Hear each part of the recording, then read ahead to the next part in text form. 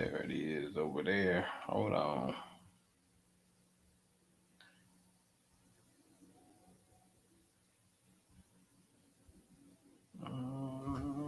There we go.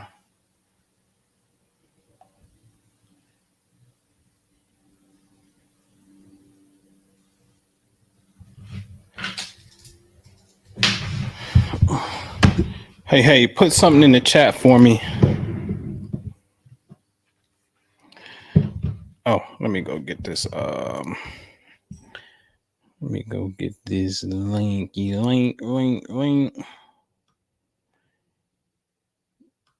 I wish I knew how to put that in.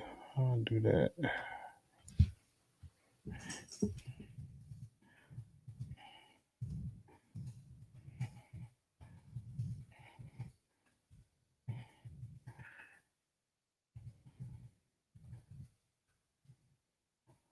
Heavenly, what's going on? What's up? All right, let me see. Can I pin that? Bam. All right. All right, that's how we do that. Heavenly, what's going on? What's up with you? What's happening? My guest is not here. I don't think nobody want no smoke with this conversation real fast. Where my guests at? I'm supposed to have some back end guests real fast so we can get started at 9:00, 5 minutes. Well, what's up with you, Heavenly? What's going on? Oh, it's Carla Sugar in the building. What's up, Carla Sugar? Carla, did you subscribe yet? Hit the notification button yet? You did that? You did that, Carla? I need everybody to click the like button as soon as you come in here, please. It helps. It helps the algorithm. And I ain't tell me my guest punked out. Oh shoot! What's up, Sharita? Hey! The link is pinned at the top of the chat, so y'all can click the link if you want to join me. I need some diversity here. This is really a conversation for women to be having. I'm just hosting. I really shouldn't be running my mouth here. I'm gonna play some video footage, and but yeah, y'all can cam up with me. Come on in the back end. Angels Milky Way #1. What's going on? Heavenly's winding down for the day. I feel you. I'm doing the same. Tomorrow, heads up. Tomorrow we got class. We're doing something at 1 p.m. Eastern for the Patreon members. In fact, I'm going to do Designer. The rapper Designer has been publicly exposing himself while on the airplane. So I'm going to show you exactly, the alignment that is influencing that behavior. That's going to be in tomorrow's Patreon at 1:00 Eastern. And then hopefully, if time permits, I'll bring it out to the YouTube. All right. So just sent baby girl off to prom, about to go grocery shopping. Oh shoot, it's prom. Yeah, it is prom. They doing that up here in Philly. They got the balloon arches out and everything.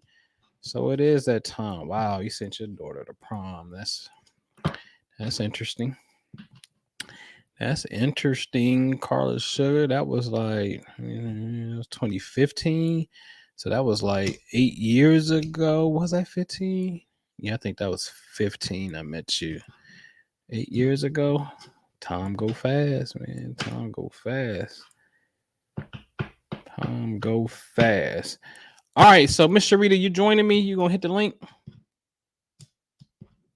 You gonna ride with me? Who riding with me? Carla Sugar, you coming on? Who riding with me?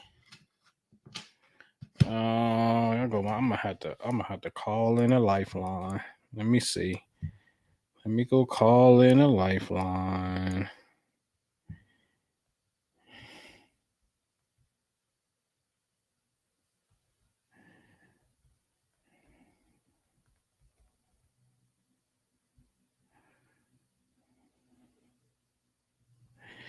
Gonna try to call in the lifeline. Yeah. Switched up the laptop. Ain't no worries, Carla. No worries. Mm-mm.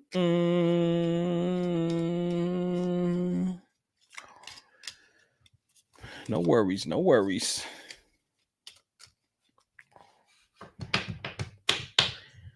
I see the new backdrop. I got Miss Tubman rolling with me tonight.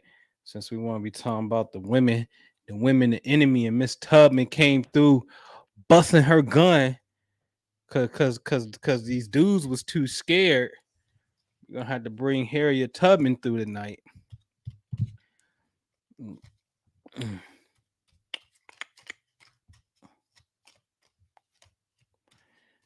Give me a yeah, I got Miss Tubman, William T. Sherman. I did tell him to put Lincoln on the end, but it's all good. I mean, Lincoln was supposed to be in the middle. And then we got woo, we got Ulysses Grant. I got bona fide killers behind me. Anybody think there's a such thing as white supremacy? Yeah, I was talking to myself today. I was like, you know what? I believe in racism, but I don't believe in white supremacy. Can you? Is that? I know some people that probably don't think that's possible. How can you have racism without white supremacy? Easy. I don't believe there's a superior structure in which racism is running. I'm gonna have to do something on that. I don't believe in white supremacy. I believe there could be racism, but I don't believe in white supremacy because every soldier behind me put in work and killed them physically. Right? All right, man. My guest ain't here. Well, she punked out on me. Said 9 o'clock to be sure. Let me send a message real fast. Hold on. I'm about to stop messing with a lot of people because people be scared. Hold on, yeah.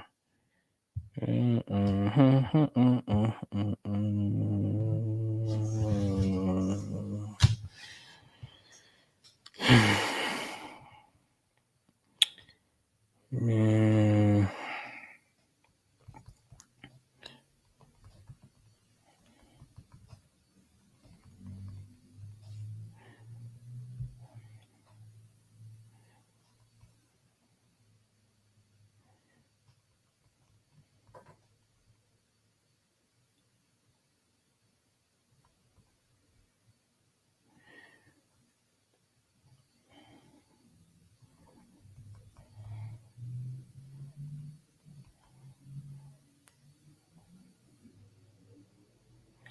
Hold on, I'm trying to get somebody in with me.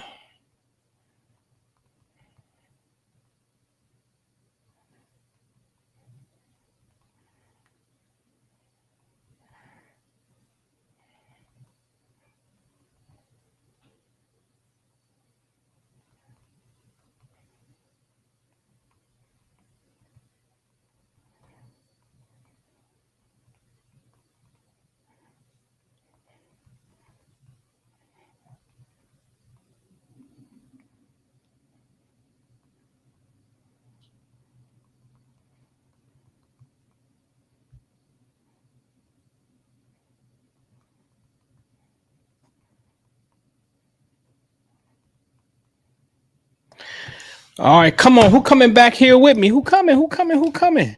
Everybody click the thumbs up button because I'm about to get started. If I gotta go dolo, then I just have to go dolo. Uh-oh. I think I see Sharita on the back end. I'm gonna have to grab my headphones now. Ain't finally somebody ain't scared. Hold on. Let me add Sharita to the stream here. Do. Sharita, you there? I'm here. Can you hear me? Hey, what's up with you? What's I'm going well. I'm on? well. I'm actually about to do my nails. Okay, cool. Indigo Earth Angel, what's happening? I see you in the chat. Hold on, the goddess then came through. Where you at in the car? Yeah, how do I change my background? Oh no, see, you gotta be like on computers and stuff, I guess. I don't know. I only know I don't play on the phone, so I do it off the laptop. I can't hear nothing you saying. Oh, you can't hear me? So Sharita, you Yeah, can hear but you me? breaking up. I can hear you. Oh, okay. I don't know. That may be your cell phone reception, maybe. I don't know. Okay, maybe I'm gonna hang up and come back on. All right. What's up, Sharita? What's going on? Not too much. I'm excited to hear this conversation. I'm not sure how qualified I am to speak on it, but I'm excited to participate in any way I can. Oh yeah, it's all good. It's just honest. It's just honest kickback. Um, it's just honest feedback, spontaneous stuff. You know what I'm saying? I'm here for it. Hold on, hold on one second.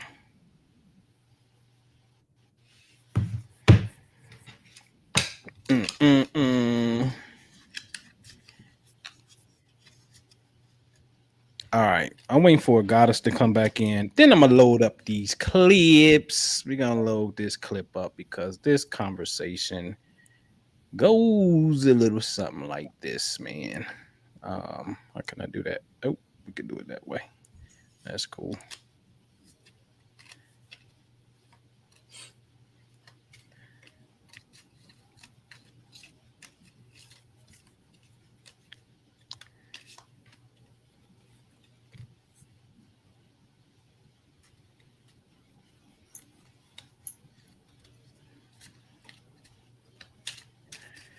Everybody that just coming in, thank you for coming over real fast. We about to get started in probably about like 2 minutes. I'm waiting for a goddess to come back in, and I'm gonna play this video. We're gonna load this up. We're gonna get some feedback from you, and we gonna take it from there. All right, I think I got you. You there? Yeah, I'm here. I hear you better now. All right, yeah. You stay still. Don't even go nowhere. All right. Why you not in the house? Okay. Why is you not in the Uh, house out in I'm at these my daughter Chicago practicing. She streets? needed to go practice. Oh, okay. Hey, you gotta do what you gotta do that. Tanisha, what up? You coming on, Tanisha? You coming on? All right, so let's get started real fast. So I was a guest today on Anton Daniels, the Millionaire Morning Show, which by far is my favorite thing to do in the morning when I'm working, handling my business. He come on live. I listen to it because it's really my source of news through the world, current events, and I'm absolutely, without a shadow of a doubt, I'm going to get some game. I am. I'm gonna get a different perspective. I'm gonna get some game that's going to translate into really making some business moves and whatnot.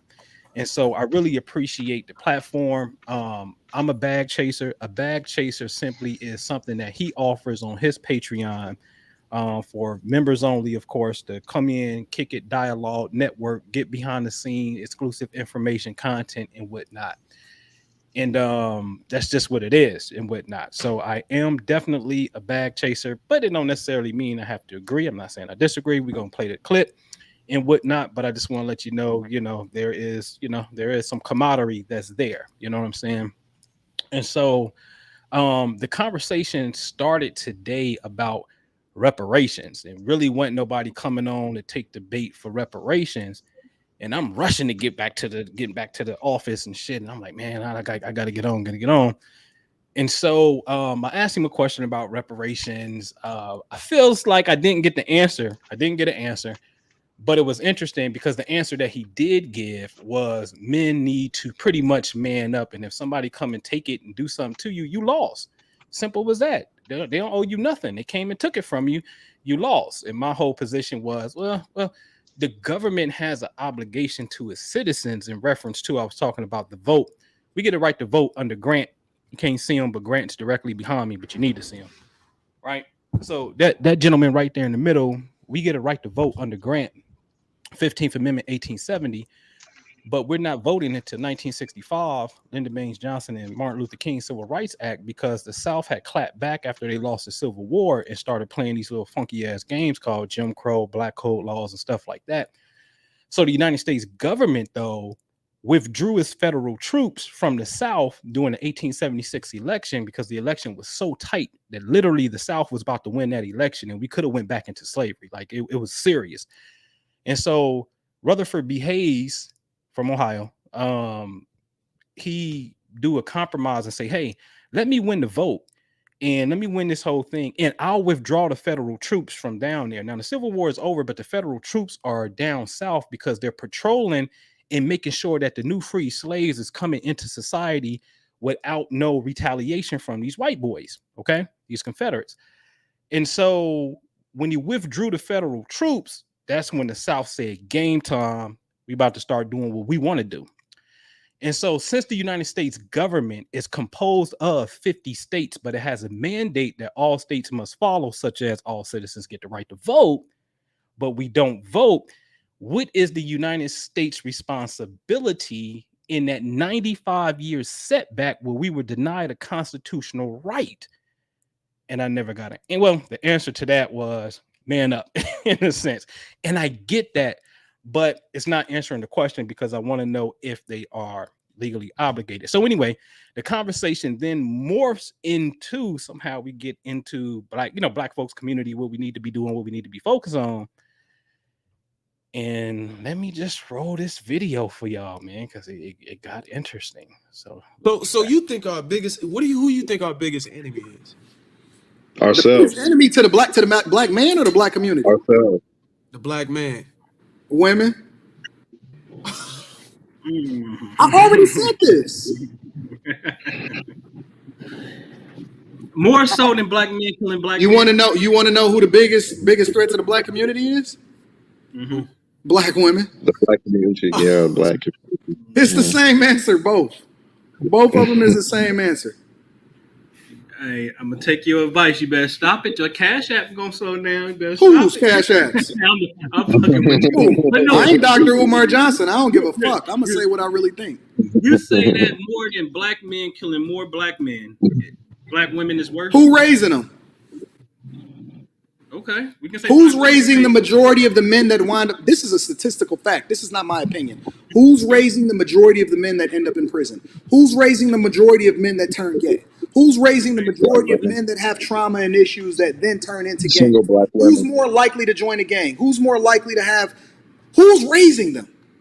So would that make her an enemy and she don't know it in a sense? Because if that's it, we saying that she a single mom, right?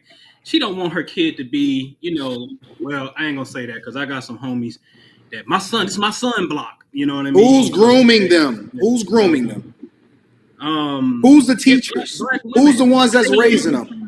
They don't want their sons to grow up that way. Who's grooming them? Who's raising them? Who's choosing to have them? Who's the ones that determine who gets in office? Who's the most enrolled? Who's the most educated? Who are they?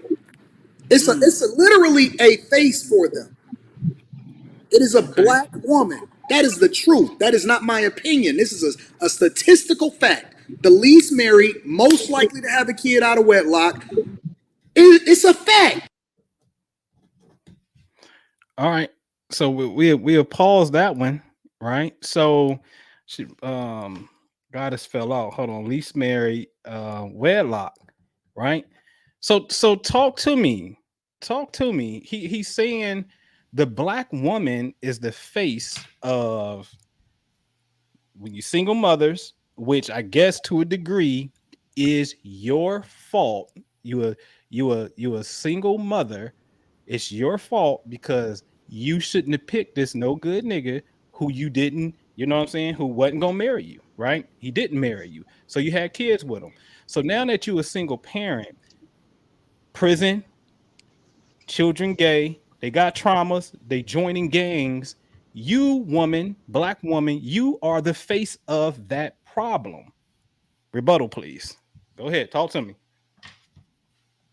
A goddess. It's your fault. It is. I mean, I agree. I agree. Uh, a part of it is our faults. But just like you're going back to, you know, back to the beginning, or somewhat the beginning of our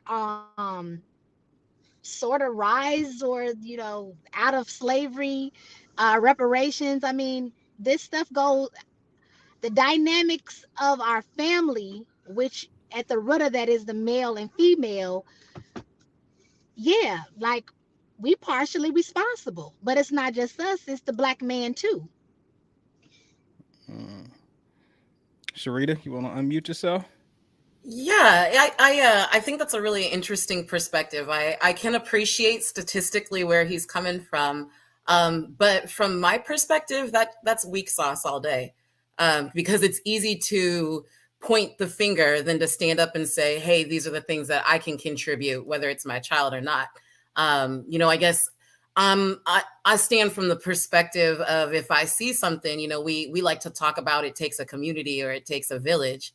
But if you're a part of the village and you're just standing back and observing and casting opinion, I don't know what he's doing to actively reach these specific people or these specific black men that he's referring to, because it does seem like the type of people who tend to follow him are already like-minded.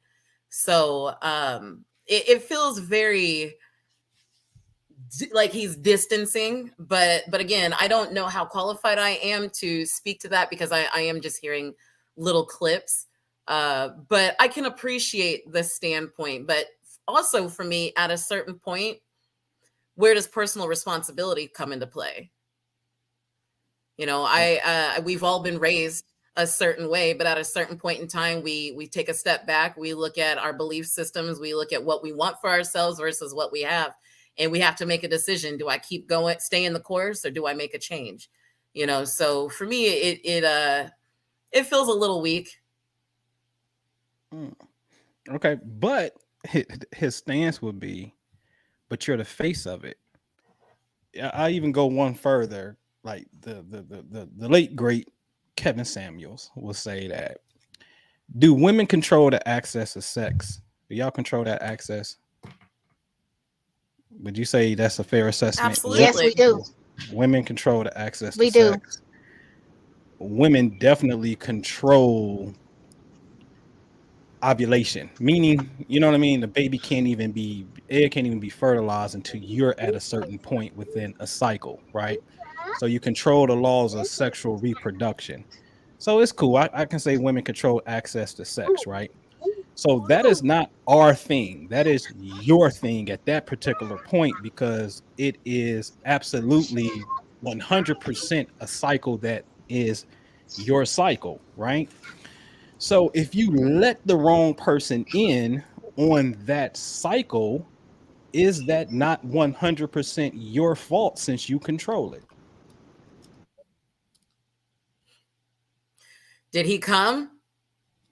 Yo, yeah, you pregnant. That's what we assuming. Let's say you pregnant, and he ain't Right. around So no is it more. 100% my fault? He could have pulled out. He could have put a condom on. He could have withheld. Right. There are plenty of scenarios, and it's not as if this cycle is by my choosing. But on the other hand, I'll say thank you for giving me that power. But 100% no. Is it partial? Absolutely. Interesting. Goddess, I think you on mute. And Sister Manunetta, the wrong person simply meaning this person didn't stay with you. This person left. You are now a single mom. He's what you would consider to be a deadbeat dad, in a sense, right? So if you control access to sexual reproduction, are you not 100% in control of picking that person? Is it your fault? Where is You his Or it's not are like there? 100. Go ahead. I feel like this. We are 100% in control, but your state of mind, your experience, the things that you've gone through in life is going to be the things that you utilize to choose that man at that particular point in your life. So you guys can hear me, right? Yeah, I can hear you. We can hear you. Can you guys hear me? Yep. Okay. I just wanted to make sure. Okay. So at that particular point in your life, like for me, when I start having children pretty late in life. Uh-oh. Oh, that's cell phone. Hold on. She gone. Hold on. So Heavenly says we don't control reproduction. I'm saying I think you do. In the context of you can only get pregnant when that egg is in a certain position through that process of ovulation. So since that be the case, since that's your cycle, that is not the man's cycle, you control it. But is it Assuming not half his sex? oh, it's half his child for sure. But Well, no, I again, mean half of his participation in the act of. oh yeah, he could have been pursuing you, chasing you down, and everything. I don't know if you there, Goddess. You there? Yeah, I can kind of um he could do all that. He could be the one that's telling you, trying to woo you, and that's what's gonna happen. Men are gonna try to woo you, gonna do everything to get to you. You fall for it, and it's no longer he ain't there. You gave it up, he gone, whatever the case may be. In this scenario, what we saying is because see, remember his claim is you a single woman. Why did you had kids with somebody who you didn't even marry? And now this dude is gone. That's your I think he fault. said, Go ahead, Goddess, you back. Well, you was back. I think you got some cell phone problems there, right? So in this case, yeah, you control reproduction, absolutely, because So is because he he. not responsible? Oh, sorry. Oh yeah, sure. I think he's responsible for he's responsible. Well, let's look at that. When you're pregnant by him and anything that comes involved with the child, he's supposed to be responsible for. But let's just say he breaks out because now you're a single mom. He's gone. He didn't dip, right? So in that particular case, you know what I mean? Now you got this single kid. Like, who does that really fall on at the end of the day? Do it fall on you But or what do it about fall on before him? that? What you mean before that? Is meaning like he actively chose to burn out, to dip. Hmm. So is that not then partially his fault if we're playing the blame game? Well, let's look at that. Let's look at And that. it's not, and even if he chose not to be married, but if he chose not to take an active role in that child's life, is it 100% her fault? I don't believe so.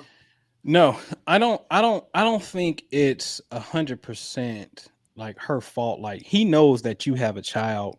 He knows he's supposed to be there, right? He knows this.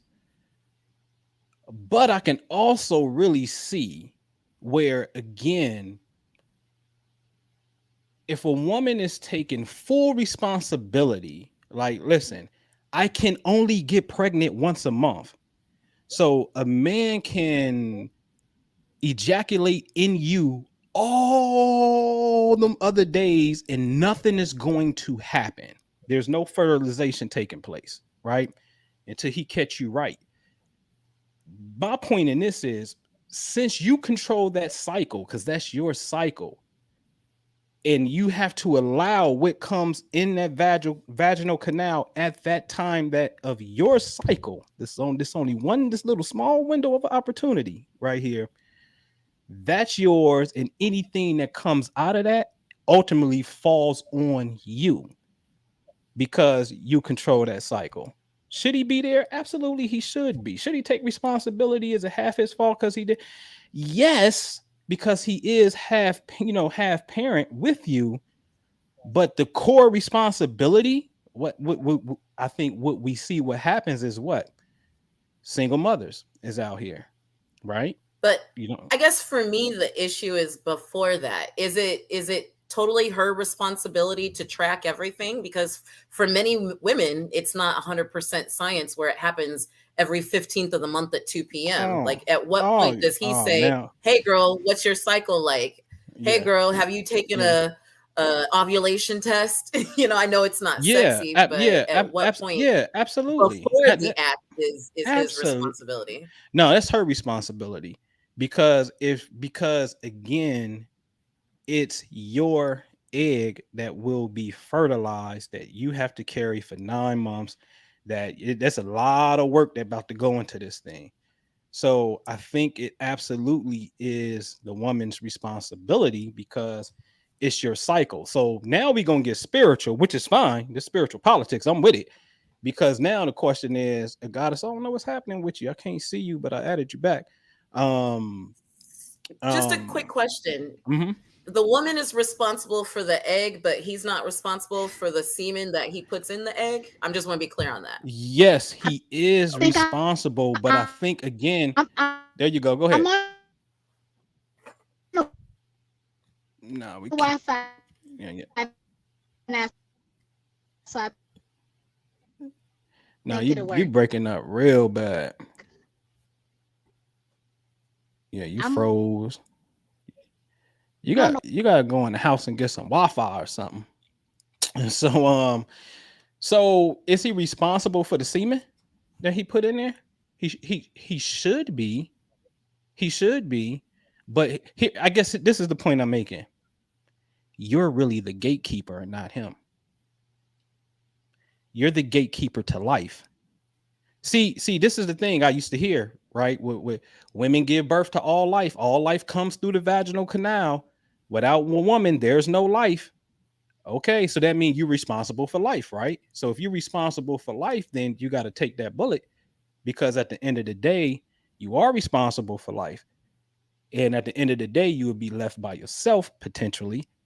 And and again, it's your cycle. That's yours. That's not his. He walk around and can impregnate anything every single day of his existence. You can't get pregnant every single day of your existence. So who controls it? Him or you? It has to be you. So you're the final gatekeeper to life. So I look at women in the sense of, hey, y'all gotta wise up because y'all the last line of defense. Once it happened, it's too late if we not aborting, right? And I so do I do agree with that. so that That the last yeah line of defense. yeah, you're the last line of defense. And the reason why you're the last line of defense is because you're really the only line of defense. For real. Because it's your womb. You know what I'm saying? In your cycle. So Heavenly says we do not control our cycles, we align with them. Even I would agree. There you go, Goddess. You there? You better jump on somebody Wi-Fi, girl. You there? A goddess. You there? I just logged onto the Wi-Fi. There you go. Much better. Go ahead. Kick your piece. Yeah, I'm here. Can you hear me? Yeah, perfect. There you go. Okay. Okay. Yeah. Okay. So what I was trying to say, I agree with you, Sharita, but I think the question about picking, it does fall on us. Like, men, we get to choose them whether we want to entertain them or not. And I think that a lot of us are not equipped early on to, because of trauma, just improper teaching, um, you know, not having access to a good selection of men. If you like staying in your neighborhood and they got such a great neighborhood, so those type of things, I I I It's I do you. absolutely agree with her on especially young, well, I can't even say young women because I'm in my 40s and there are women where you sometimes look at them like, girl, you know. But having said that, that's kind of like saying he gets to openly go out and shoot off whatever and whatever, whenever and wherever, with whomever, and it's ultimately on the woman. Like if men are so concerned about these children being reared by women who don't have their best interest at heart, then why contribute in the creation of? Because Um, they're not concerned. so you take all of that into consideration, and then you take women, and not just young women, but women who aren't always fully equipped to make the smartest choice, whether it be they're seeking companionship or a relationship, or I just want him to like me. It's a combination in my mind for both. Now, having said all that, I'm 42 and I have not been on birth control since probably high school, and I've managed to not get pregnant. You know what I mean? Because I do understand how to track my cycles, what have you. I do understand the importance of knowing my value, my worth, and long term planning. But having said that, I see many women who don't have necessarily the same understanding and the same clarity that I have, and that's not their fault. And sometimes it comes from dealing with these types of men. And then they just believe that that's all there is out there. And so I have to get love where I can, when I can. And in order to get that, I do have to go ahead and open up. And oh crap, my period is late. Hmm. But wouldn't it still make it their fault though? Simply because it If don't you don't, matter. Like if you don't have the knowledge of it, it don't make it your fault because it's that old axiom: ignorance of the law is no excuse, right? So like you say, understand. hey, listen, I took my time and studied myself. I know my cycle. I know when I'm ovulating. I know when it's my time. I know the importance of value. I know the importance of long-term thinking. I'm low 40s and I don't have no baby daddies. I don't have no children because this is something that's very serious to me, Mhm. right? And so a woman not knowing her cycle, meaning like Heavenly said, we don't control our cycle, we align with them even better. Cause now means, oh, okay, now you're not in alignment with your own cycle. And now we're not clear about this dude who you let come, ejaculate in you. Well, Literally, literally. that yeah, that would be You- your but fault. I think that's very one-sided of it, in the sense that it's more than just the cycle, the physical cycle itself. Hmm. Because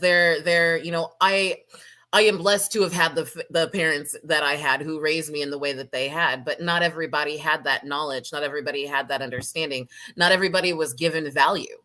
Or Hmm. let me rephrase it, not everybody was given the opportunity to understand and to connect with and to even grow their value. Hmm. There are many women who don't feel valued.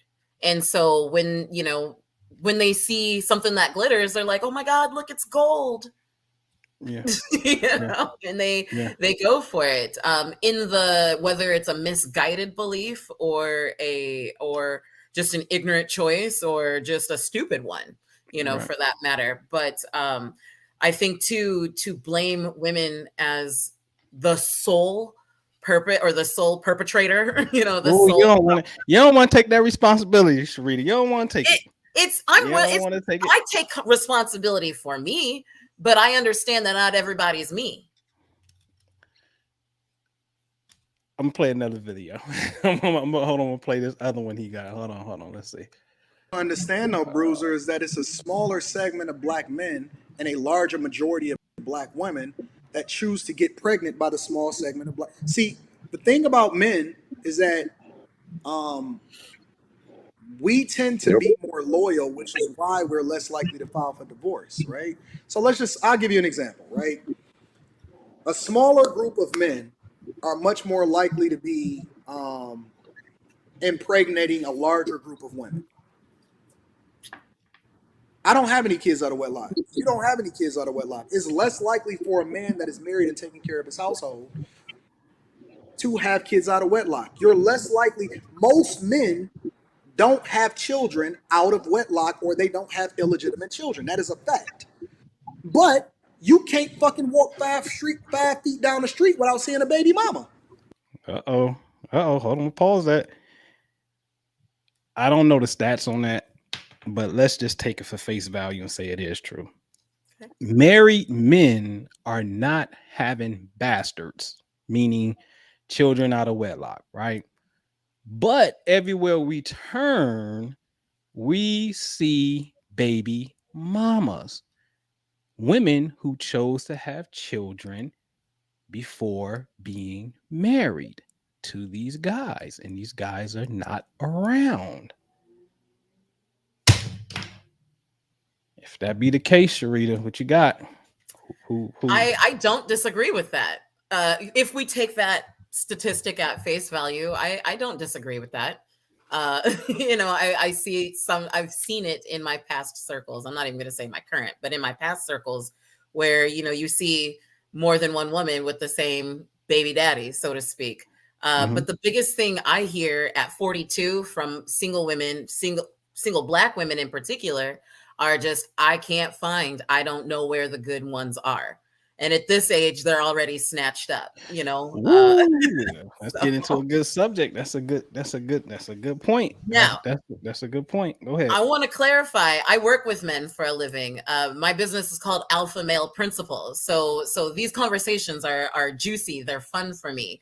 But I am married, but what I've come to learn is a lot of these women are looking exteriorly. They're looking exterior to themselves, number one, but number two, they're looking in some really not aligned places with the type of men that they're looking for. I personally don't have any trouble attracting. I operate in a different space. Right. Hurt and struggling women trying to find a connection, trying to find the one, but oh, you're freezing on us. I think she froze on me. Let me see. Can y'all let me know? Put something in the chat. Let me know if y'all can still hear me, because I think she froze.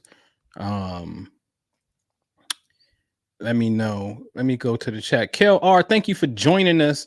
DN Collins, what's happening? Thank you for coming over. Indigo Earth Angel. There you go, Sharita. You froze on us. There you go. Okay. Yeah, go ahead. So ultimately, I think, I'm sorry. And I think that one of the last things that I was talking about is, at this space, at 42, a lot of the single Black women are trying to locate where these men are. But I also find a lot of women who are looking for, and men, but women who are looking for a soulmate. But what I always say is people are looking for a soulmate and don't even know their own soul. So they get these connections, and whether those connections are in alignment with what their future is, or their highest good, or the right now, woe is me connection, or struggle bond or trauma bond, what have you. I think there are, and this is just my own from the outside looking in, there are a lot of women who are seeking that long-term commitment, but they also feel like this is the greatest asset they have. Yeah, for sure. And they leverage it, or at least attempt to leverage it, and are not, as I'm not sure who in the comments said, in alignment with their own cycles, let alone within themselves. Right. Oh, right. So you think our biggest? Hold on. Oh, Sister Monetta says something. She said, "I got a couple uncles right now with a couple side chicks. Uncle's got some side chicks. Let me. He gonna speak on that. So would that make her an enemy and she don't know it in the sense? Nah, it's this one. Hold on, y'all. You can't go into any environment even over here in Santo Domingo in the Dominican Republic, without seeing a black woman that is a single mother. You know what? I didn't actually pull that clip, but he did end up mentioning something, which was the futures, the Nick Cannons. Women ain't gonna stop doing that. Women ain't, see, in other words, right? Sister Marnetta just put something in the chat where she said, I have a couple uncles right now with side chick babies, right? Women will play the role of side chick. I personally think that there's a big conversation that need to be had because, like Sharita pointed out, what you would call a good man, one, let's, for the sake of argument, let's just say the stats are correct. One, there's almost 2 million more women, African American women, black women, more than black men. So if we all play the mono game, it's going to be damn near 1.8 million women that ain't going to have no man. Let's assume she wants to get with somebody. So we're already at a weird little thing that is not even Steven per se. So we're required to really put on a thinking hat to try to figure this, what perceives to be this mathematical equation out. I was going to say problem, but it's just really an equation. So we need to be able to figure that out. And I don't want to get into it. It's a whole nother conversation. But the fact that you have women who will be on the side, women who settle for, I'm dating my fuck buddy, oh, I'm pregnant now. Like, that's a phenomenon that really exists. And at that particular point, for some reason, the woman is not saying, you know what? I don't care. I'm not having, and again, we're talking about, in this particular case, let's just talk about sexual reproduction, because in my opinion, nothing on this entire earth is more meaningful than bringing a whole nother life into existence. I understand you don't have to use sex for having children. You can probably manifest things with sex, I'm sure, but I don't care what you manifest. I don't think nothing is greater than a whole nother human being coming into existence. That's some awesome stuff. So let's keep it in that context right there. And so I think if a woman is refusing to, if you're not safeguarding yourself to be what I call that virgin bride, then potentially that's some serious trouble where you're going to be side chick, you're going to be single mother, you're going to be, like, this is a problem, because again, if these stats of black boys going to prison, these traumas, they joining gangs, all these issues is coming out of the single mother household. You don't know how to raise a man because you're not a man, right? That's a problem. That's a problem. And I'm not saying it's not the black man's problem, but guess what? It really ain't, in a sense where he get ghosts and now you're there to deal with it by yourself because you can't make him be what he should be. You can't. And then at the end of the day, nothing, let's get to the spiritual side of this shit, right? Nothing in this reality can happen without our, I would say, permission. And then I will also say, it's kind of like, it's like we believe in God, but some shit happened, but we don't believe that God's in control of her. It's bullshit at the end of the day. You know what I'm saying? It's like, hold on. Well, if God gave it to me and said he's the author, the creator of everything, the knower of everything, then I got to be like Job in the book, in the Bible, and understand that all of this thing that appears to be afflictions, I ain't falling for the trick of devil. I understand that all of this is from my God to build more character and strength for myself, irregardless to what it is that I'm going through. So I'm going through it because it is me. It is ordained for me. And now, if it happens to be based off something that, oh, it's a relationship that I chose, it's abusive, it's emotionally abusive, it's physically abusive, it's neglectful, whatever it may be, at the end of the day, you didn't have to say yes. You didn't have to say, yeah, I'm fucking you. Yeah, you're going to be my man. We don't have to do none of that. So the very act that you said yes makes it your fault. And it don't make it that person's fault. And I'm not saying that person's not wrong. I'm just saying it's our own fault when we take self accountability. That's it. That's what I'm saying. I completely agree with that aspect because, like, I said earlier, at the end of the day, it is, like you said, self accountability. There's the space where we all have to be accountable for our own decisions. But one of the things you said is, there's a space where you don't have to make that decision. And I think from a lot of women's perspectives, their perspective, not saying it's right or wrong, that it's accurate, but that they feel like they do have to. And it's kind of the same reason why, a lot of women are content being side chicks, but a lot of women are content being cheated on because there are so many women in the world. We are bred to seek security. And so whether that security comes in the form of regular D, somebody I can call for a couple of dollars, somebody who comes through and makes me feel cute in this little outfit, it comes in multiple forms. And again, I'm not saying it's right or wrong. I'm not making excuses, but I understand where some of these mindsets come into where women do therefore make the choice, even though he might not be the right one or the best one, or I really should hold out, but I got this one right now. And I don't know if I can or will get another one in the future. And I like this one. This one's popular. Let me go ahead and woo, woo, woo. It sounds, I don't want to be disrespectful to anybody. It sounds immature, we'll say, on the outset.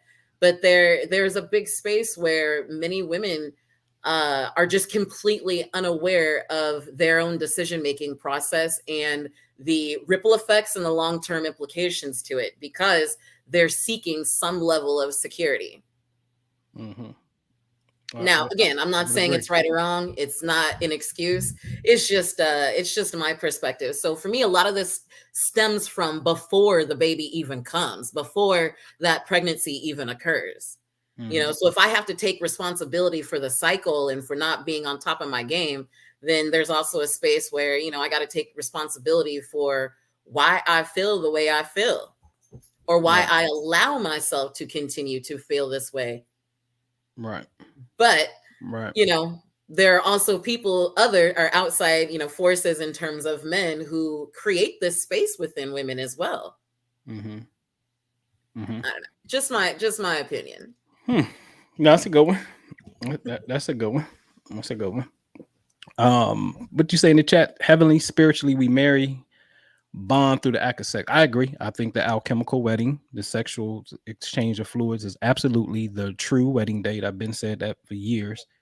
That's the whole purpose of the virgin bride, is to do everything on one night. So the alchemical sexual transferring of energy, or the marrying of energy, is in conjunction on the same day of the actual marriage day, and those two are really one. Because again, cycles, if you do something sexually and you do get together and then you try to marry 6 months from now, that's potential danger. Or 90 days after, that's potential danger. You know what I'm saying? Those are two different cycles. And now anything that's in motion and they start to get in motion at different points, there will always come times where they align and misalign. It's just the laws of motion. But if you conjoin the sexual union with the marriage night, it is all one cycle at that particular point. And that's more, again, on the spiritual side of things and whatnot. Sister Marinetta said, both said yes to that acting. I don't know what part you're talking about here. But, again, a woman do something to me, whatever the case may be. Like, can I me at the end of the day, kind of like that bitch, she did this and she put sugar water in my Tahoe. True story. Second baby mama did that, right? Put sugar water in the Tahoe. Why she do that? I'm at the strip club, whatever the case may be. Oh, okay. So then is that my fault or is that her fault? Like, I picked. You know what I'm saying? I didn't have to choose her. I didn't have to move in or have her move in with me. I didn't have to have a son with her. I didn't have to do none of that. But I did, right? So at the end of the day, it's about our choice selection. We ain't gonna never get around that. Like it's no getting around that. I don't care what a person do to us. At the end of the day, I don't care if you get into an accident, right? I done been in accidents where I done got T-boned. You know what I'm saying? Going through the intersection, old white lady running red light, bam, hit me. Right now, what's the odds of me running? The mere fact that I chose to go where I was going, even though she ran the red light, right? I'm looking at more of the, I guess it would be spiritual. Like I didn't have to be where I was, but the mere fact that I chose to be where I was, then it makes it my fault in the sense of taking responsibility for the experience. So what was and that's the key. See, the key to this whole thing is for real, we got to learn how to figure out the blessing in the lesson. That's what we got to learn how to find. We got to learn how to find, like, you know what? That's actually that was good for me. That's a stepping stone for me. That was actually great. So it comes in the form of what appears to be a negative, but why would the creator, your God, give you that? Because it's for you. Like he ain't spare you, he gave it to you. So is it based off a choice you made? And if you can figure out, yeah, you know what, in the sense of relationships, I didn't have to be with that person. That person didn't force me to be with them. I chose to be with that person because they wore me down. I like what they had, or whatever the case may be. At the end of the day, it is our choice. And at the end of the day, women, you are absolutely the final gateway, which makes access to you, it becomes very important. Very important. Now, do we want to talk about men? We can talk about men, right? What men shouldn't be what running around here sleeping with everybody. We want to say that because again, the argument he poses was, hold on, that's actually only a small group of men that do that because married men don't even have children out of wedlock. And that's interesting. Married men is not having children out of wedlock. The But comments say otherwise. women are. I would love to see some stats on that. I would love to see some stats. I don't know. I can't say. I draw inconclusive right here. I don't know what the stats is on that. Hold on, Heavenly. Can you you got to go to the Bureau of Labor and Statistics and see what the stats are saying here. But I have something. I'll say this on a total different note. Let me say this. All right. This is what I'll say, and I'm kind of digressing a little bit here. I know that back in 2000, only 3% of Black women were married to someone outside of the Black man. Only 3% compared to 8%. So that's like more than double, almost triple, you know what I'm saying, for Black men going outside of Black women. And if you go all the way up to 2021, the Black woman was at 93% inside of the Black relationship, where only 7% of Black women dated out. And Black women still in 2021 at 93% outperformed Black men back in 2021 years prior. Whereas more Black men started marrying out. And when we see at 85%, that means 15% of Black men started marrying outside of the Black woman.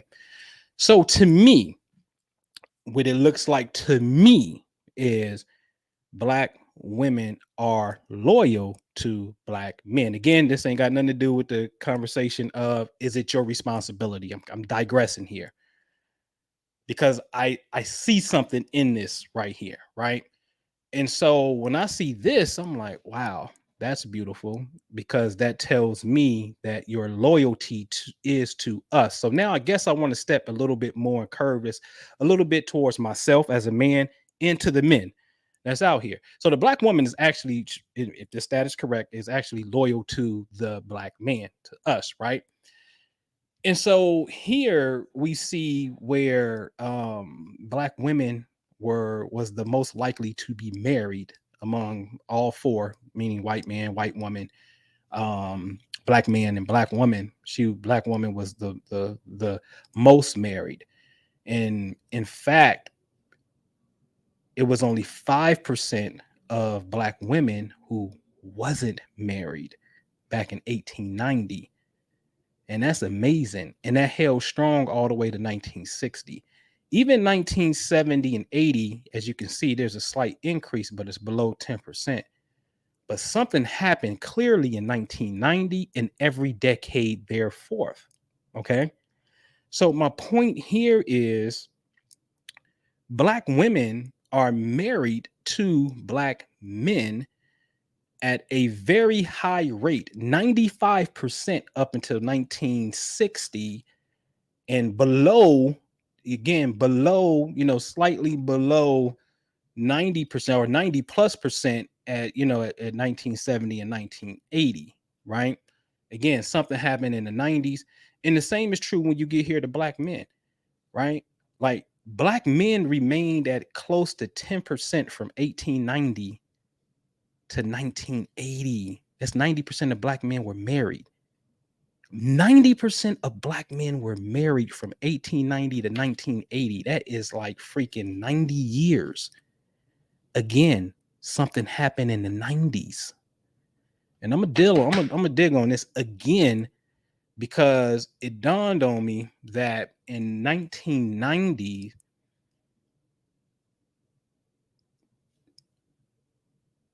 Senator Carol Moseley Braun out of Illinois was proposing, pretty much putting a committee that wanted to shut Snoop and Tupac and all the gangster rap lyrics. Like, it was a problem.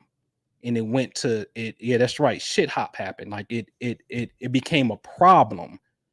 The music became a problem, and Maxine Waters came to the defense of like, no, this is art. I think y'all just more scared of a movement that's coming behind it. It's not their fault that they're expressing their truths. They're poets, which got some truth to it and whatnot. But something clearly happened. And it didn't happen until recently. And that's my point. My point is, our problems in relationships, when we get in the relationship, our problem does not occur until recently in the 90s. And so when I see this tells me that it's more of our cultural programming. Because in the 90s, I'm not necessarily seeing water hoses and you can't vote and you can't participate and women can't vote. And, I'm not seeing all of that stuff. I'm seeing more of some crazy ass culture that we need to take responsibility for. And that's just the truth. It's just the truth. It's just the truth. But the beauty of it is we can do it. And to add a little bit to it too, what Sharita was talking about, the whole side thing. Listen, man. And ladies, I'm gonna have to pick on you just for a tad bit, right? For me, honestly, like Joe Dispenza says it so beautifully. Science is the language of mysticism. All of the spiritual arts should be able to be explained mathematically, which comes through science, whether it be biology, whether it be neuroscience, whatever it may be, it should be a science to it. All right. Because all spirituality is mystical science. Instead of talking with certain terms, it's going to give you a story about something. Okay. We are at war with one another. I see it in this manosphere shit. We at war with one another. It's the black woman's fault. It's the black man's fault. Because we truly don't understand one another. There's the problem. And what we have to get to is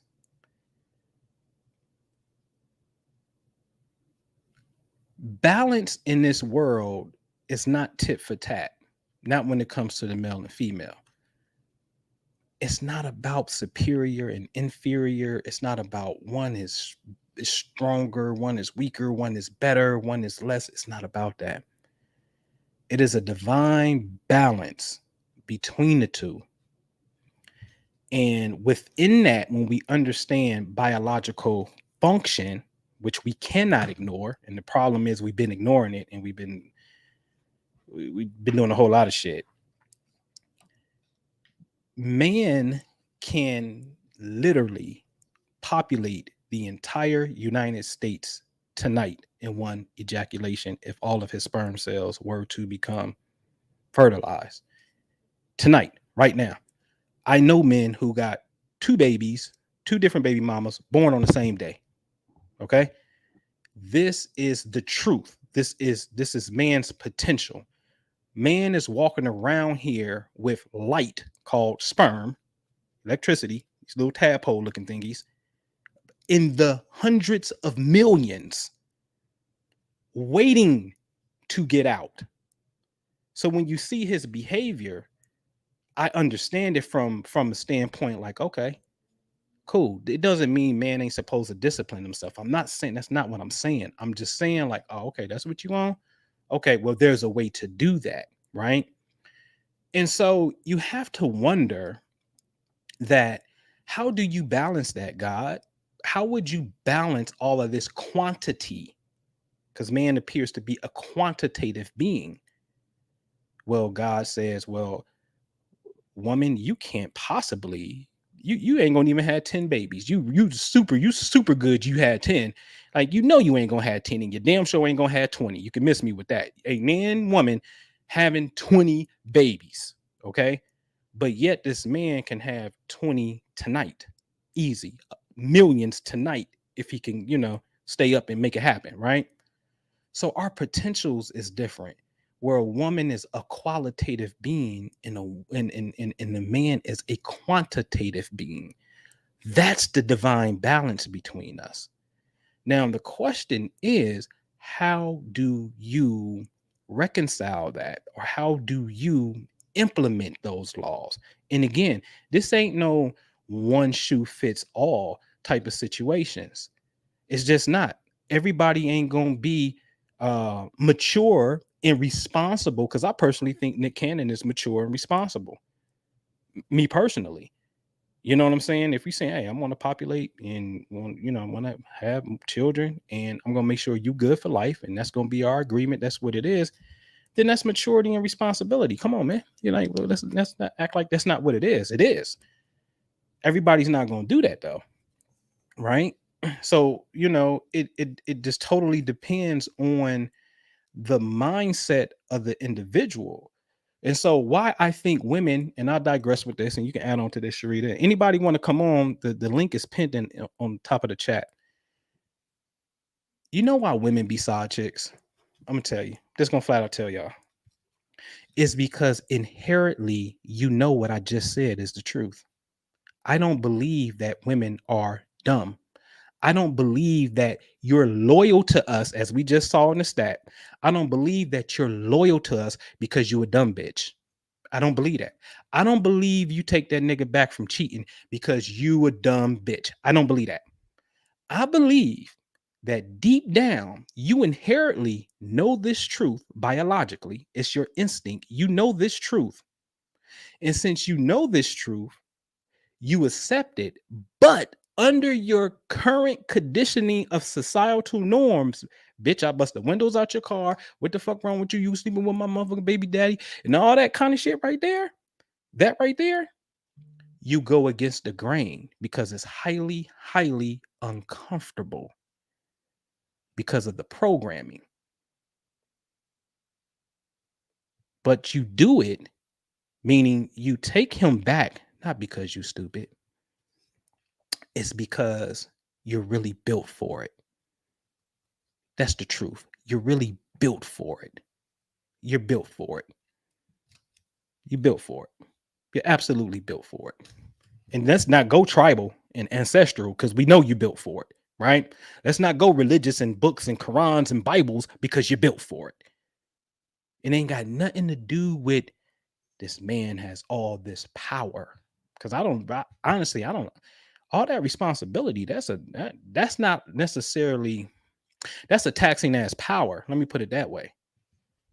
Right? Like you got to get to a certain level to play that game. And I say salute to Nick Cannon because that's the level that you have to be on to play that game like that. Because if not, you know what happens is, you got all these children around here. They don't even know. And they fuck around be sleeping with each other because they don't even know because you being this irresponsible nigga. There you go, ladies. Okay, niggas doing this dumb shit, being irresponsible, creating bastards all over the place. And, and it's creating trauma. And he know he got kids. And yes, he should be there when he know he got kids. Absolutely. Without a shadow of a doubt. I'm not trying to absolve him. Please don't say I'm trying to say that he's not supposed to be there. All I'm simply saying is at the point of conception, if we had to say, who is really controlling this? Oh, well, yeah, you control it. Open up, baby. Open. Come on, open it. If you didn't control it, what you opening for? It must have been closed, right? Like you control that. You know what I'm saying? But at the core, man, we are all both very beautiful beings, and I think we need to strive to study the more spiritual nature of our beings. The end. What you got, Sharita? Anybody else, come on in. Hit that link at the top. Ultimately, at the end of that, I can't disagree with you. It's one of those things. I don't want to say I hate to admit it, but yeah, women are built for that. But there also is a level of personal responsibility in the choice of whether or not you accept that. But conditioning is a mug. It's real, and belief systems play a very powerful role. Yeah. Sometimes to the point of how do I want to say this? To the point of the mind can overpower what is true. Does that make sense? Oh shit, it does it all the time. Like one thing I've learned from me is my mind will fill in the gaps and it'll make up stories and it'll make it okay and it'll make it right. So I know that this can only go so far. At a certain point, I have to come here and weigh it against. But I just got here in the last few years. I wasn't raised with that mindset, with that clarity, with that understanding. I come from a deeply Christian background with an ordained minister mother who's working on her PhD in theology right now. Oh, so to have these conversations are very very tense and uncomfortable, and I'm all kinds of crazy in her eyes when it comes to these conversations. I can imagine. And to say something like I said something to her recently, I was like, one of the reasons I love science, because I was taught to only believe science so far, but it's God.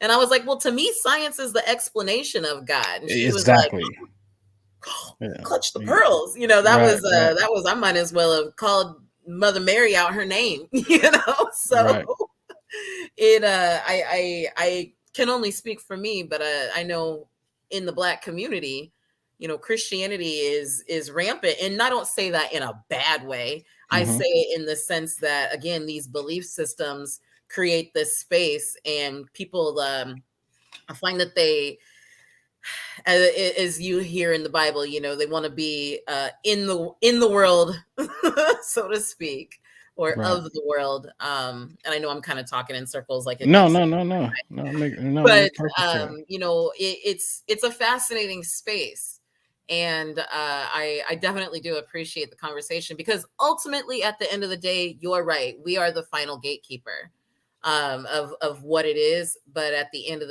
but before that, two still had to come together. I didn't make you get hard. I didn't make you the hypothetical a woman doesn't make a man for the most part, outside of sexual or SA, we call it YouTube.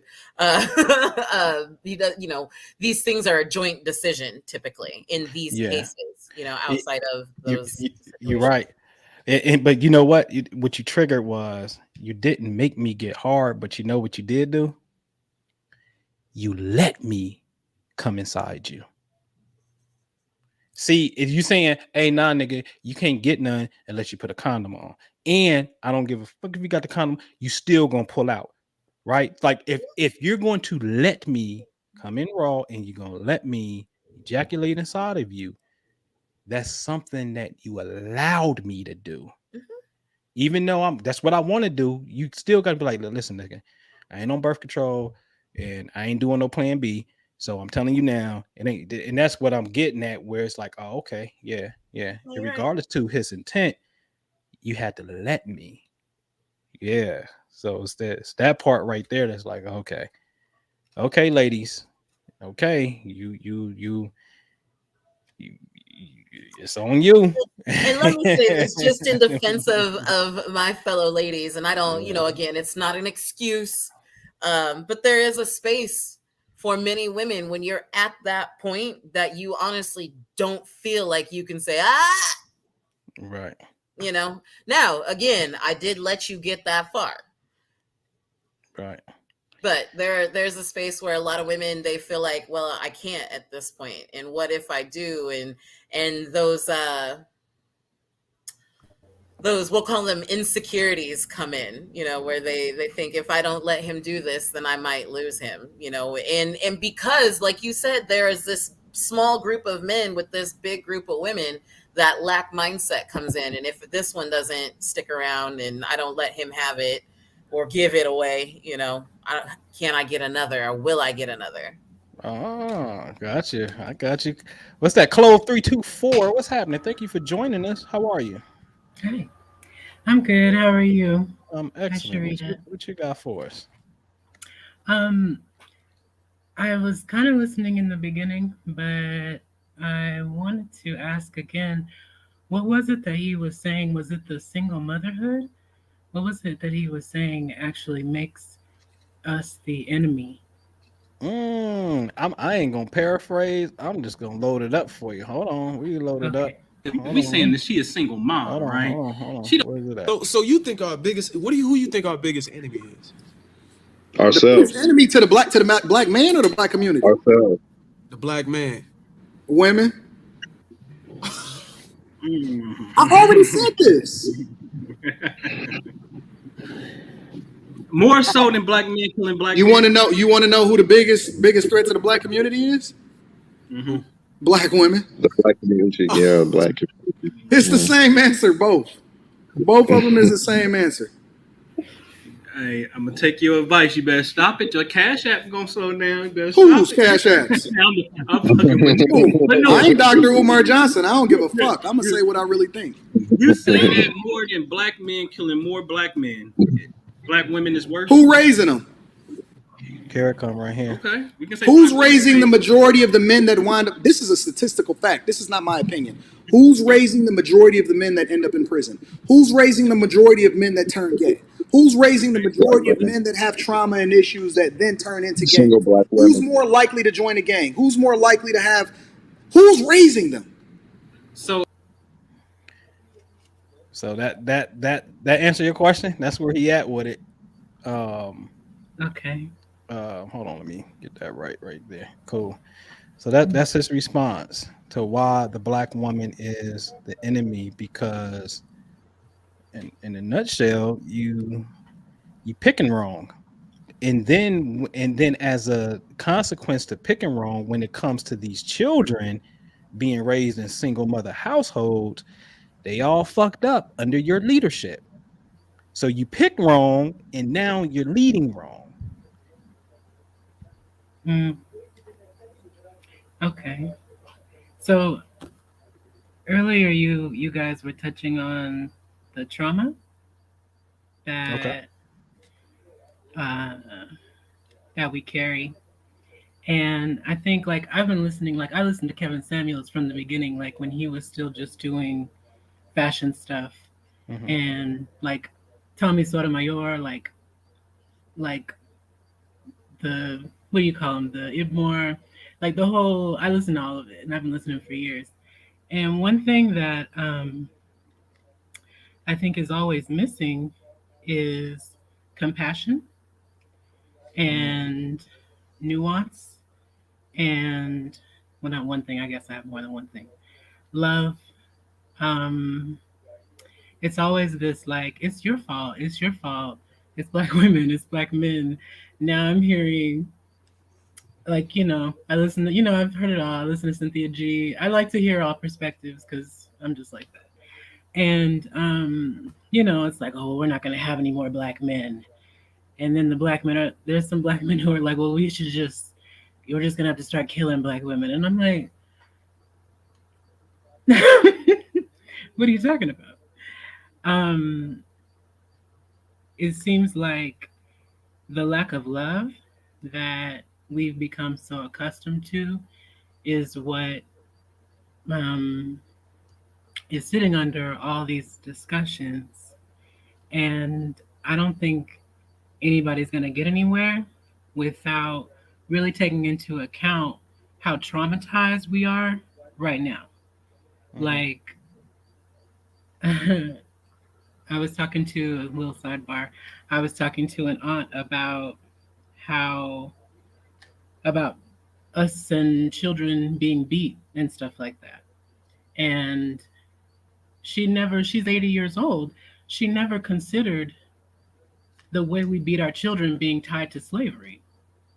Mm. And I was like, when I kind of laid it out for her, the direct links, she was like, oh, okay, I see that. But before, she had a lot of judgment, a lot of anger for Black people, for my grandmother, the way she was raised. But I'm like, Grandma was in Mississippi in the Mm. 20s.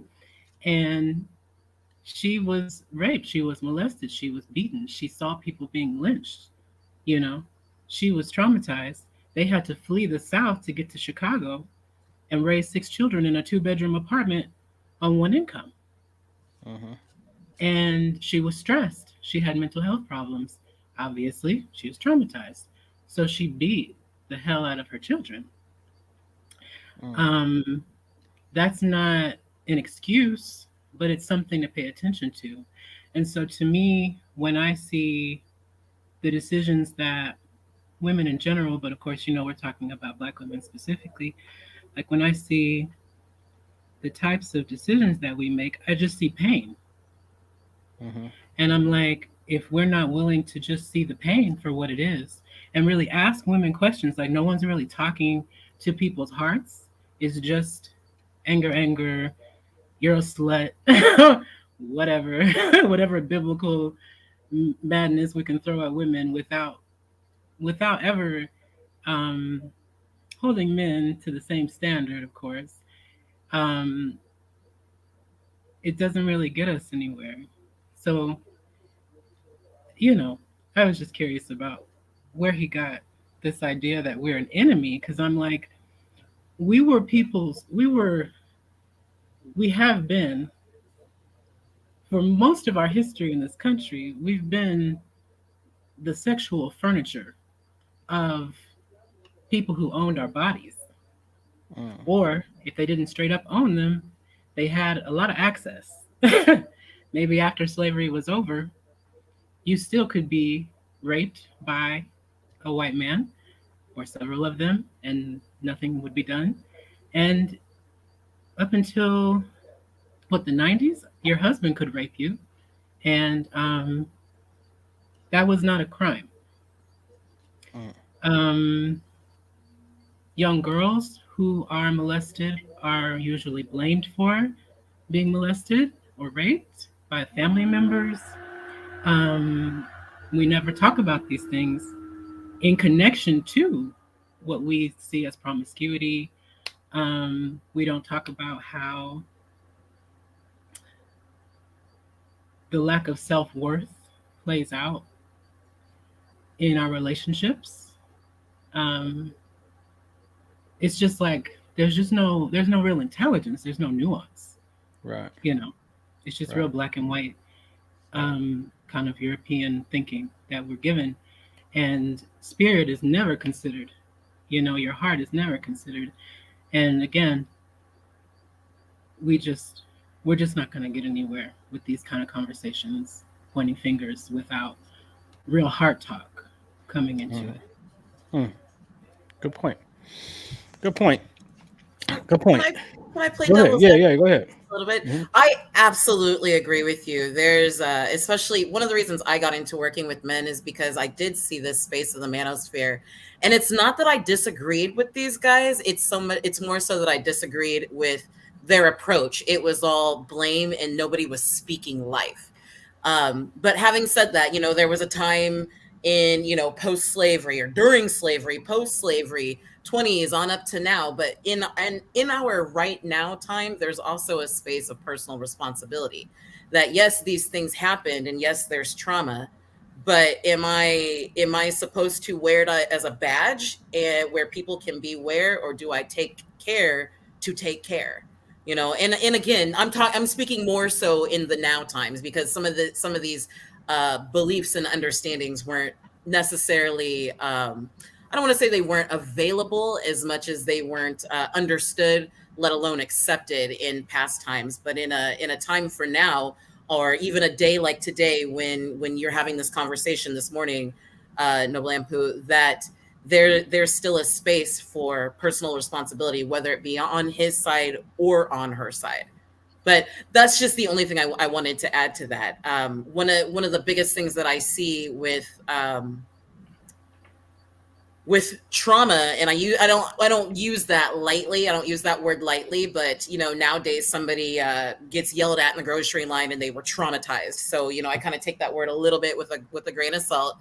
But there's a space where it's like, where are we responsible for healing our own trauma, Mm, or where are we responsible for getting help for those things that leave us feeling misaligned, or leave us feeling a lack of worth. right. I'm a highly analytical person, so when I catch myself feeling some kind of way, I stop. I look at it as, oh my God, not that this is a terrible thing. This is an opportunity, because in my mind, anytime I hit resistance, it's an opportunity for a level up on the other side. Right. And again, that's just me.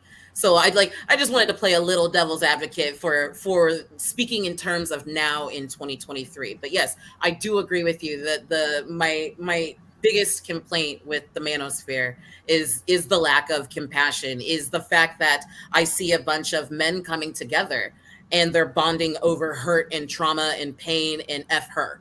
When there's like, at what point are we speaking life, not only to her, but to him especially? And so many women, my business in particular is alpha male principle, and there are so many women who desire that man to take charge. But be as a married woman myself, there's a space where I know I have to speak life into my husband. And if I come at him and I'm you, and you didn't, and you ain't, and blah blah blah blah blah, like I'm gonna I'm powerful enough to reap what I sow. You know what I mean? That what I speak, I create, and I know that. But it did. I wasn't here at the beginning. I've been married for almost 25 years. It's taken me a minute to get there. But there's a space where I had to come in and see what was up with me. And if I'm attracting this kind of man, or I'm going for this kind of man, it ain't always him. I got to look at the root of it. It could be me. But no, Right. I do want to honor what you said, because you're absolutely right. There is there is a space. I don't want to call it a lack, but I want to say there is a space to create more love, more compassion, more understanding on all sides. And I'm speaking specifically to 2023, because that was a different time and age. So and those things do carry forth, but now we know better, or we're in a space where, even before I jumped on this video, a better health ad popped up. So there it's not to say that I'm advocating that. It's to say that working on our own ish is mainstream. Right. It's not anything that has to be done hidden in the closet. And oh my God, she's going to a therapist. It's we don't necessarily, that stigma is less and less. But I'm Gotcha. I'm just playing devil's advocate a little bit. No, no, no. That's a great point. I agree with both of you for sure. Um, yeah, I believe that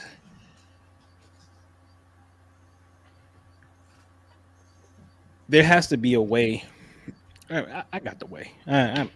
Listen, only thing I think, this is what I think, right? So, Clove, what you pointed started to paint a picture that came to me, which I always knew, like, well, you dude, you know, you don't have to do this. So, for years, I used to host retreats three times a year, right? Some people probably here maybe heavily been on them for sure.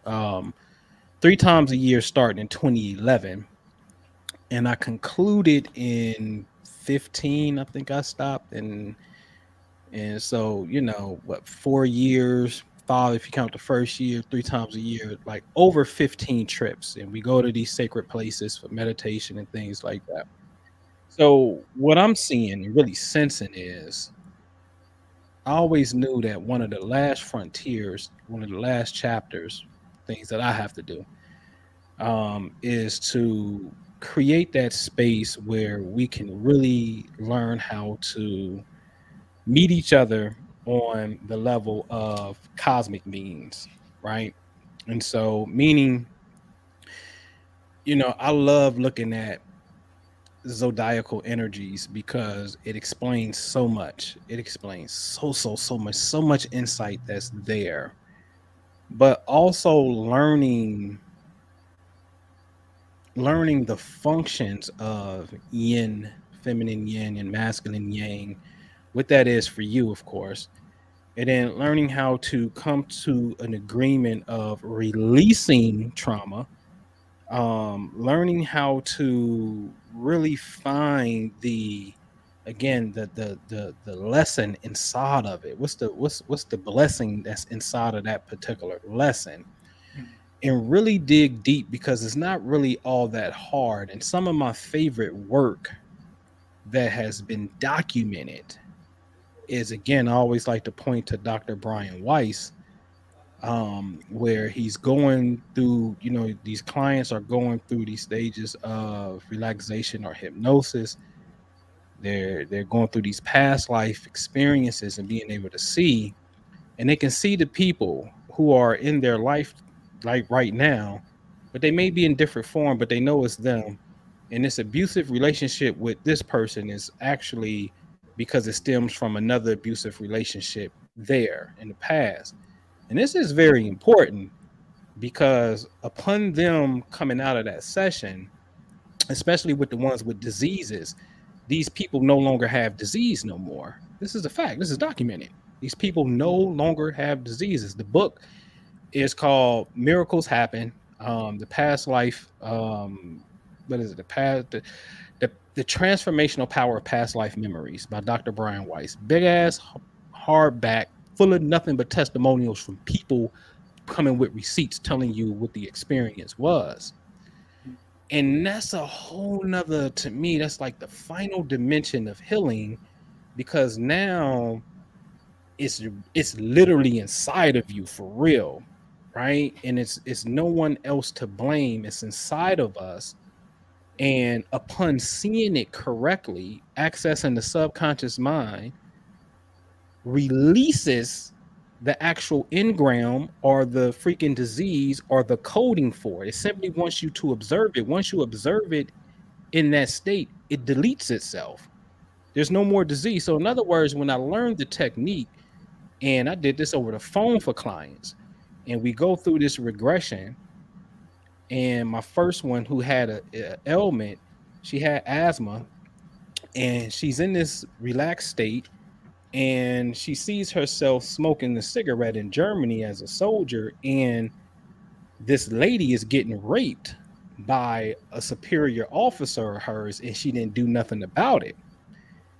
And she carried that grief with her for a very, very, very long time, and through a different lifetime. And when we took her to the death scene, she saw herself in a hospital up in Minnesota, which I always said I should have really went and checked the record on that. And she died of cancer. Okay. But in this lifetime, she got asthma real bad.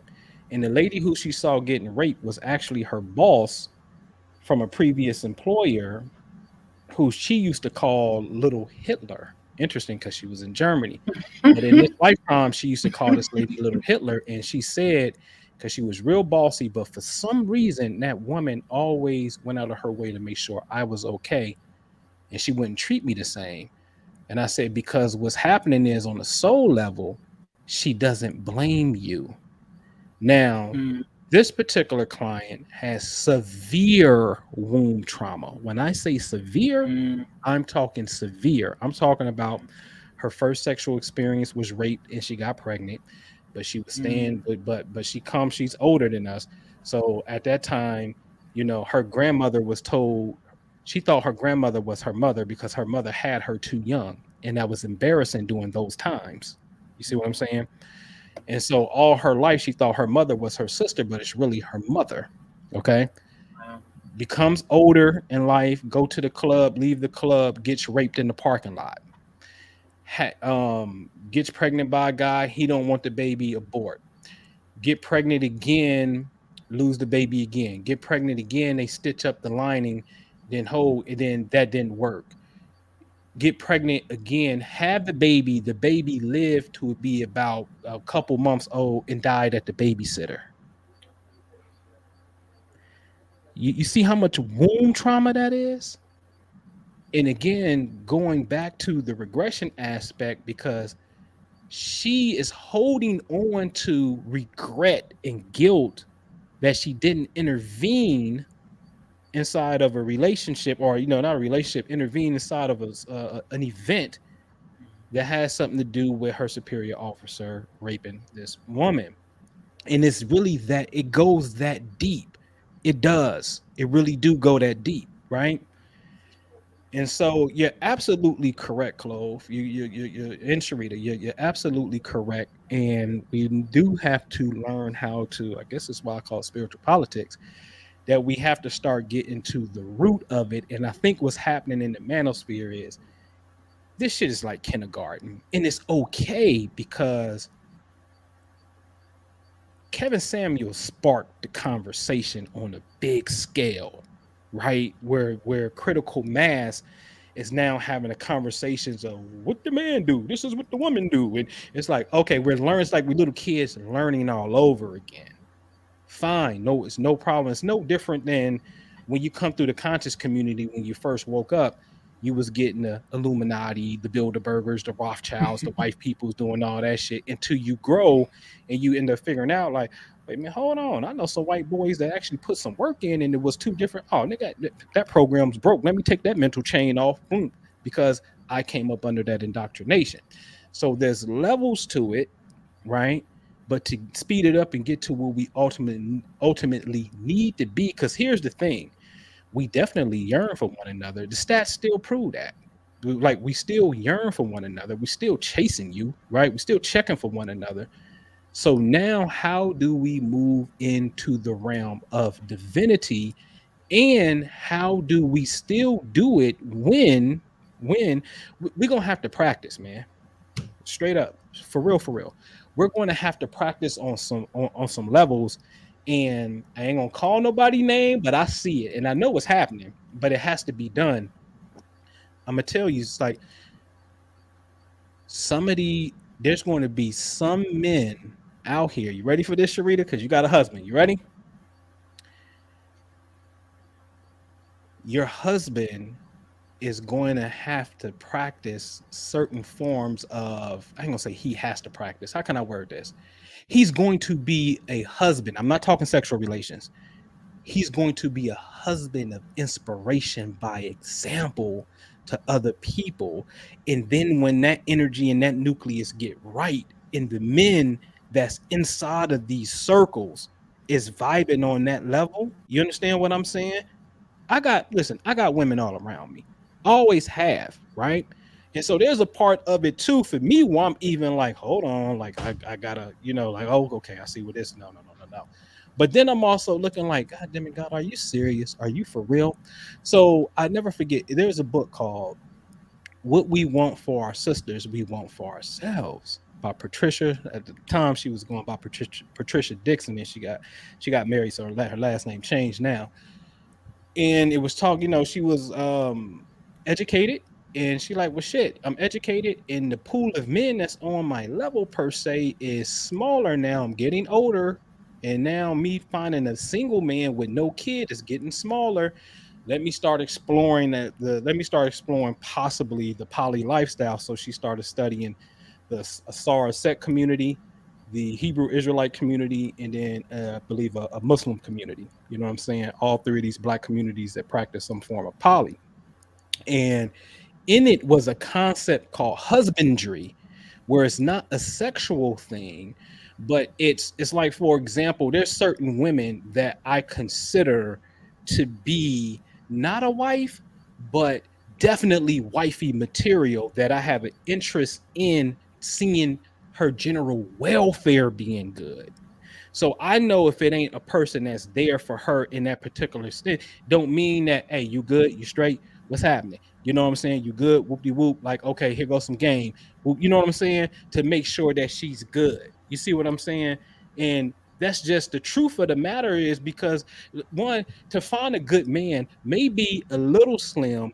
And then when you start coming into this realm of information that we talking about, it gets even smaller. Trust me, it gets even smaller. So, what are you supposed to do? Well, what we supposed to do is we have to create that environment that both of you are talking about, where we can have this open, honest relating in that sense. And then the ones that come is the ones that come, and it's all going to start to click, and we're going to create a ripple effect. So I think Clove 324, you just inspired me to host another retreat, because I ain't did it in years, but I wanted to. I know when I did come back to it, it was going to be something that's going to be very, very, very strong and impactful. And I think we're at that plateau. I know we at that plateau, because the mere fact, and I'll end with this, I gotta get out of here, and I'll take your last remarks too, but the mere fact that Kevin Samuels died in the sexual act, you got to pay attention to the creator on this shit. This shit is ingenious on two levels. One is the sexual act, but the main thing was, bro, just like, he just did a video with Future. He just had Nicki Minaj on his show. He got all these big ass plans to do something, and he don't know that today, nigga, today is your last day, buddy. So you better, okay, that's what you like. Today is your last day. And when we start quantifying our life, like today is it, and we got to do something that's really, really, really meaningful, then the game will start to change at that particular point. Because you never know when it's gonna be, like, here it is. You thought you was about to do some Hollywood shit, and all the God was using you for was to create a catalyst, to create this ripple effect in our space-time continuum, and snatch you on up out of here, so humanity can now talk about some of these things and continue to progress. The question is going to become, what is you and I's part? All right, y'all can close this out, man. Y'all close this out. What y'all want to say in closing? So I do love this space of husbandry that you referred to. In quite ironically, that is literally what I'm doing in my business, because I'm working with those alpha males who specifically have learned to tamp themselves down in order to not make other people uncomfortable. And one of my biggest taglines is, you deserve more. I don't care how much you have, you deserve more. So it's this space of tapping into self, tapping into understanding who you are, why you were created, and the catalyst you are here to be.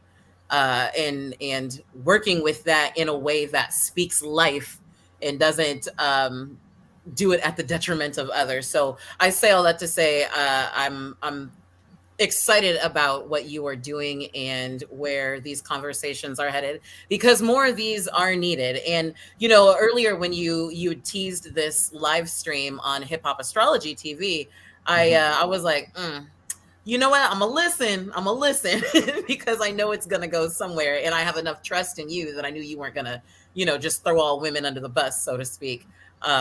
So I am grateful for these conversations, and I'm excited to have more of them.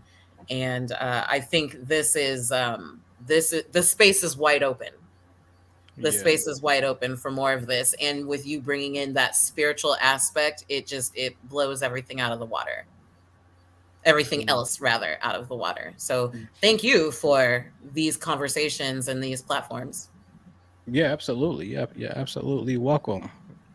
For sure. Chloe, what you got? You want to close us out with something? I also would like to thank you for this because um, the spiritual is overlooked so much in what people think are mundane conversations. And the spiritual is very much political. So I think Yeah. that's a really cool thing that you're doing here.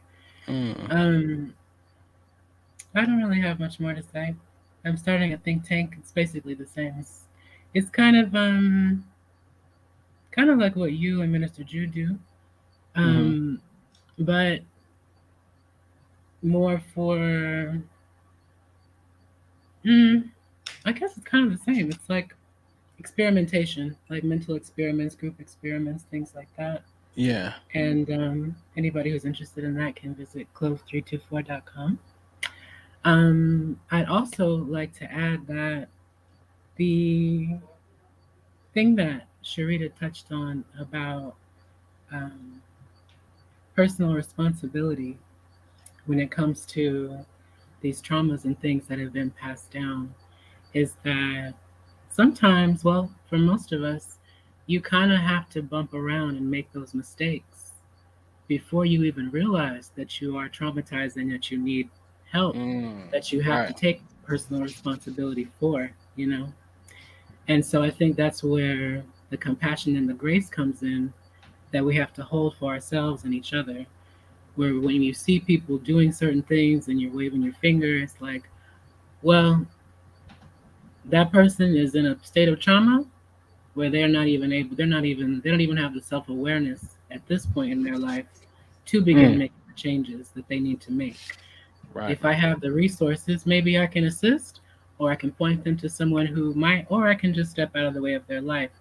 But um, doing things like you do, doing things like Sharita does, like Minister Jew does, creating resources that people can come to when they are ready is the most important thing because Yeah.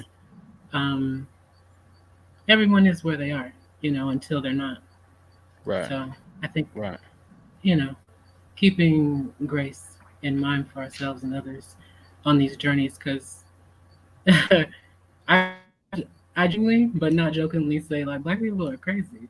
And when you really think about what it is to watch for generations, like, you know, I have my grandma's teeth, and my grandma watched people hang from trees, people that she knew and loved. You know what I mean? Right. Those Right. things were passed down into her children and into her Mm. grandchildren. And if we don't see that, if we're not taught, oh, this behavior is tied to this, Yeah. and this is where you can begin to change it, we're not we're not gonna be able to even acknowledge that we have the ability to have personal responsibility to change those things. Mm. Man, I agree with you. I agree with you. And I thank both of you for coming on, seriously, for giving me some great feminine balance. I really appreciate it. And I look forward to doing some more conversations for sure. To have these productive dialogues because everything else I've tuned into, I got a short attention span anyway, like most YouTube watchers do anyway, but it's nothing of substance per se. And then it's no one is coming to an understanding through the style of communication. I hear a bunch of yelling. Basically, I don't really see the art of dialogue per se inside of it.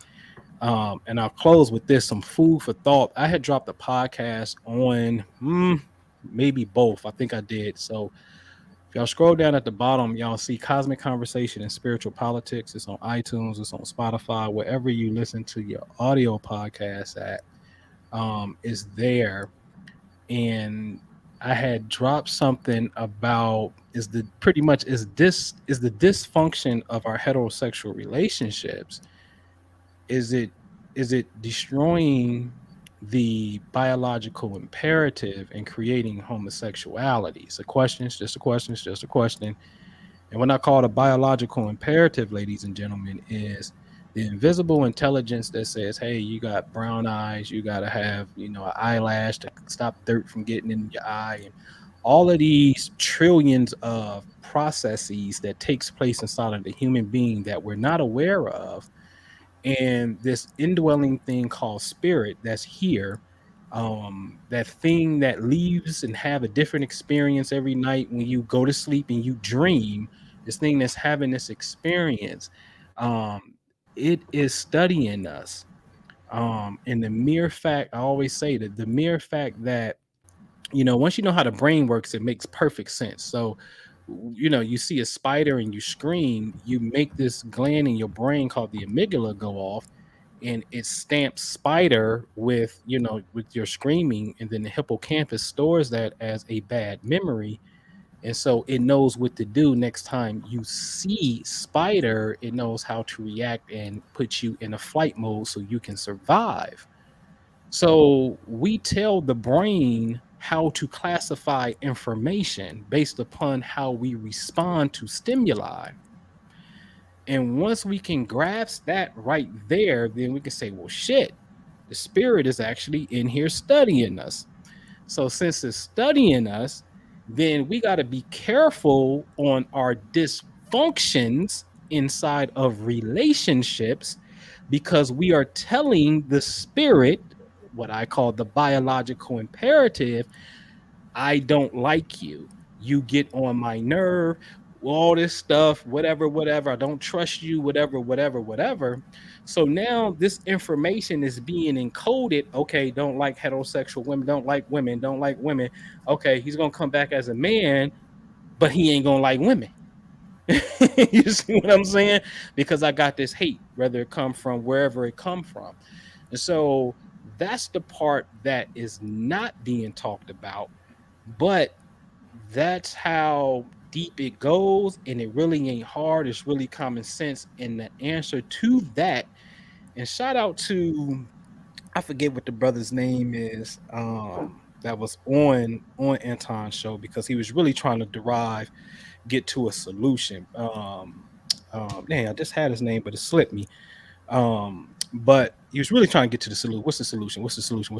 And the solution really is, both of them had the solution. Anton really had the solution. Anton is like, hey, save yourself, deal with yourself, save yourself, deal with that, deal with your immediate nucleus. And you're correct, because it has to start somewhere, right? But history shows that families create communities, communities start to create parties that actually change shit. You know what I'm saying? Like movements get started that change stuff, and there's so many of them that have transcended the timeline of the creator who started the movement, but the idea and the principle is ripe for the future moment. And then it takes it takes root in the future, and it better comes into fruition then, because it was ahead of its time.